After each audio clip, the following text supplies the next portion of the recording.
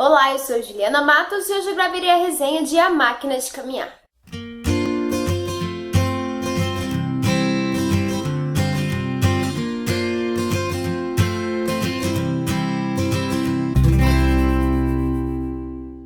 Cristóvão Tezza é um conceituado autor brasileiro que nasceu em Lages, em Santa Catarina, e além desse livro de crônicas, o autor tem outros diversos livros, como por exemplo O Filho Amado, Trapo, e outros dois livros que nós temos, como O Fantasma da Infância, que é também da editora Record, e Aventuras Provisórias. Eu já li Aventuras Provisórias, porém não gostei tanto deste livro, não consegui me ligar muito a ele.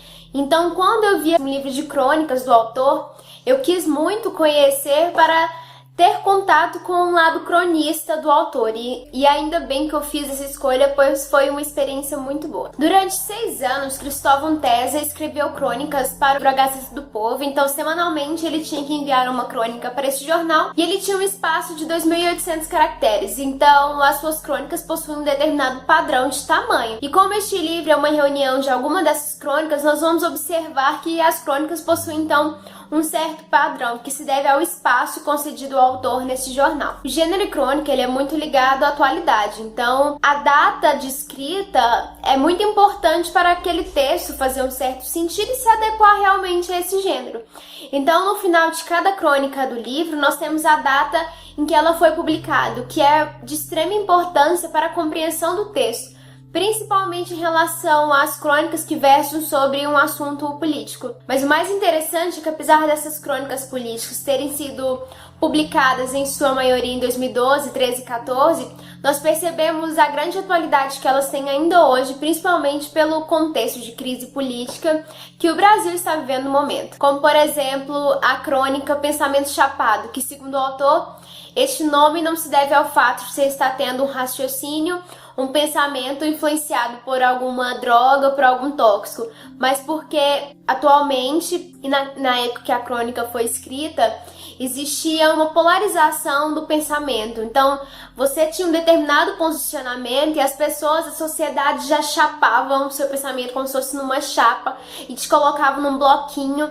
E por esse determinado pensamento, as pessoas já pressupunham determinados outros. Como, por exemplo, hoje em dia, quando se diz que você é contra o golpe, muitas pessoas já te colocam num bloco dizendo que você é petista, quando muitas vezes você só está defendendo a democracia. Gostei também bastante da crônica O Tempo, a Culpa e o Tédio, que está na página 23, que fala sobre o horror da espera e como nós nos sentimos culpados quando nós estamos procrastinando, e sobre o fato de nós nos sentirmos incomodados, não porque nós estamos perdendo tempo, mas porque tempo significa produção, tempo significa resultado. Então o que nós perdemos não é o tempo em si, mas o que nós perdemos são os efeitos e o uso que esse tempo e o que esse tempo poderia proporcionar para nós. E o interessante é porque quando eu li essa crônica, eu estava esperando para ser atendida em uma das varas do fórum daqui de Goiânia. E essa vara em específico sempre está muito cheia, então eu sempre acabo gastando um tempinho a mais nessa vara, esperando para ser atendida no balcão da escrivaninha.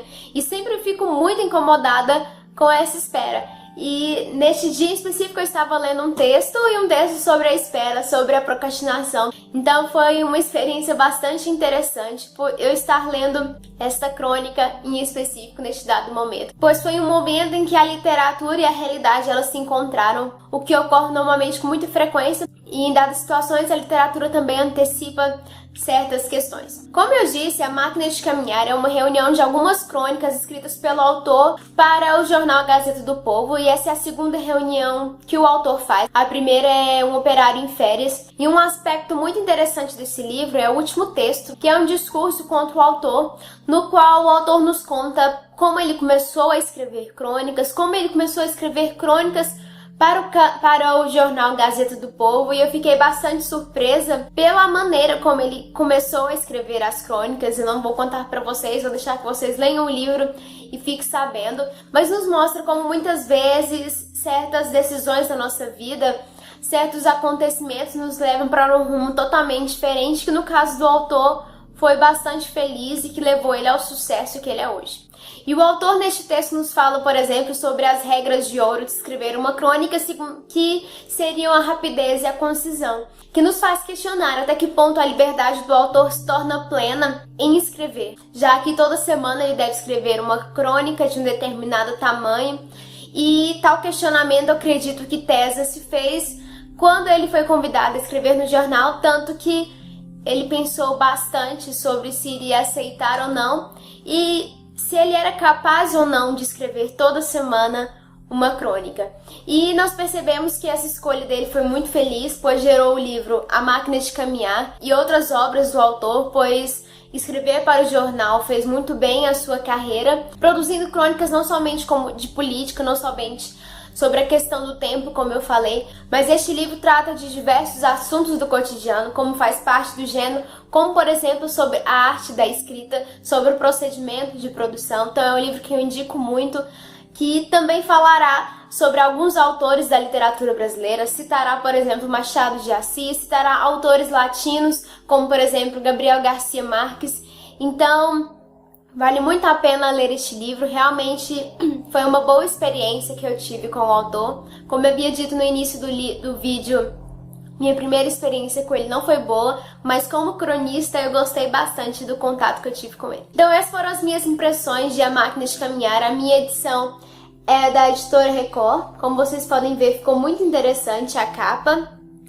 Então eu super indico. E é isso, eu espero que vocês tenham gostado e não deixem de curtir, compartilhar e se inscrever no canal. Até mais!